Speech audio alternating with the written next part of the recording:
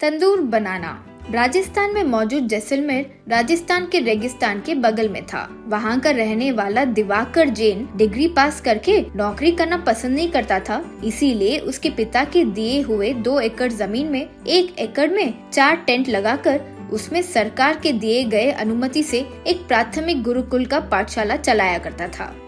बाकी के 1 एकड़ खेत में आम के पेड़, आधे एकड़ में तो बाकी आधे में केले के पेड़ उगाकर उसका मुनाफा भी स्कूल बच्चों के लिए इस्तेमाल करता था। वहाँ वो और श्वेता नाम की टीचर ही सब कुछ संभालते थे। बच्चों को श्वेता और दिवाकर ही सब पाठ पढ़ाते थे। श्वेता सिर्फ टीचर का काम ही नहीं बल्कि गुरुकुल के सारे काम पूरी श्रद्धा से संभालती थी।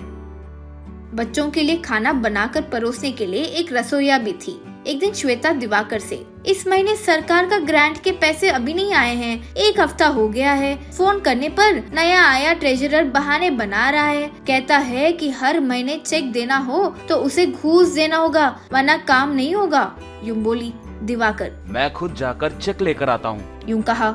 अब ट्रेजरी ऑफिस में ट्रेजरर से दिवाकर, सर मेरा नाम दिवाकर जैन है। हमारे गुरुकुल पाठशाला के लिए अब तक चेक नहीं मिला। कृपा करके आप चेक तैयार करके साइन करके दे दे तो मैं रास्ते पर बैंक जाकर पैसे लेकर बच्चों के भोजन के लिए जरूरी किराना लेकर जाता हूँ सर। ट्रेजरर इधर उधर देखकर, सर्विस चार्ज 3000 देकर चेक लेकर जाइए। यूं कहा धीमी आवाज में। दिवाकर, सर्विस चार्ज यानी ओ जो आप पूछ रहे हो, मैं समझ गया। सॉरी, घूस देना वगैरह मैं नहीं कर सकता। ट्रेजरर को गुस्सा आया।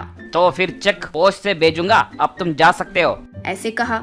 दिवाकर फिर कलेक्टर के चेम्बर में जाकर अटेंडेंट से उनके बारे में पूछा। अटेंडर, सर अपनी बेटी की शादी के लिए लॉन्ग लीव पर है जी। यूं कहा। दिवाकर श्वेता को पैसे देकर, श्वेता ये लो, मेरा बैंक बैलेंस 15,000 थे, ड्रॉ करके लाया हूँ, इससे किराना मंगवा लो। यूं कहा। इस तरह ऐसे तैसे 1 हफ्ता बीत गया। दिवाकर खाना बनाने वाली से, किराना खत्म हो गया? यूं पूछा। वो, नहीं सर, और 4-5 दिन चलेगा।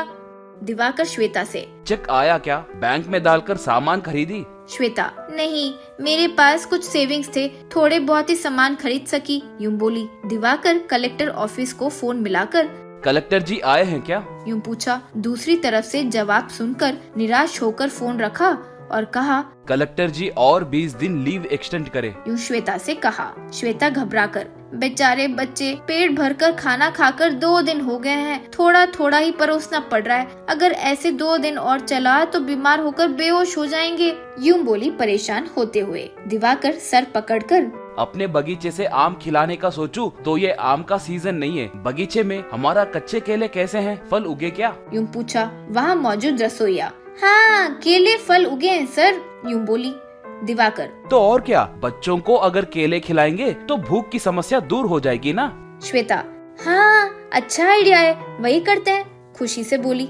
तब रसोइया, केले खिलाना अच्छा आइडिया है सर, लेकिन 1-2 खाकर भूख मिटा सकते हैं, लेकिन वो जितना भी पकने दो उनके अंदर कच्चा जो रहता है वो बच्चों की सेहत के लिए ठीक नहीं है। वो पूरी तरह से पका के खिलाएंगे तो बच्चों की सेहत में कोई दिक्कत नहीं आएगी। यूं बोली। श्वेता, तो फिर पका कर खिलाएंगे वरना फ्राई करके खिला देंगे। यूं बोली।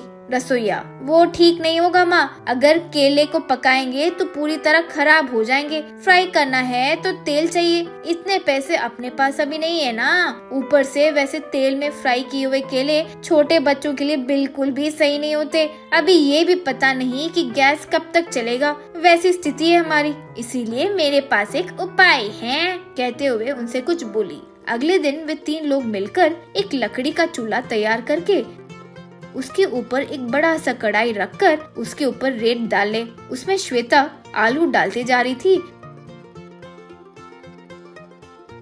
तो दिवाकर उन्हें कढ़ाई में मिला रहा था। वैसे पकाए हुए आलू से रसोइया अलग अलग किस्म के आलू तंदूरी आइटम्स बनाई। वे खाकर बच्चे बहुत खुश हुए। दिवाकर श्वेता रसोई की खूब प्रशंसा किए।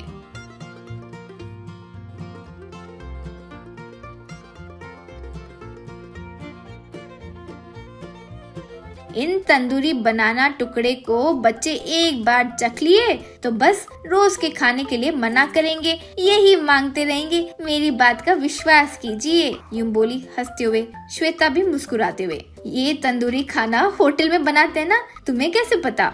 वो शर्माते हुए। कुछ महीनों के लिए मैं एक रेस्टोरेंट में काम करी हूँ जी, यूं बोली। दिवाकर भी मुस्कुराते हुए तंदूरी का मतलब क्या है माँ? यूं पूछा। तब वो तंदूर यानी मिट्टी से बनाया हुआ पतीला, यूं बोली। इस तरह उस रेगिस्तान के रेत में ही 4 तंदूर के मटके पूरे नीचे तक रखे हुए हैं।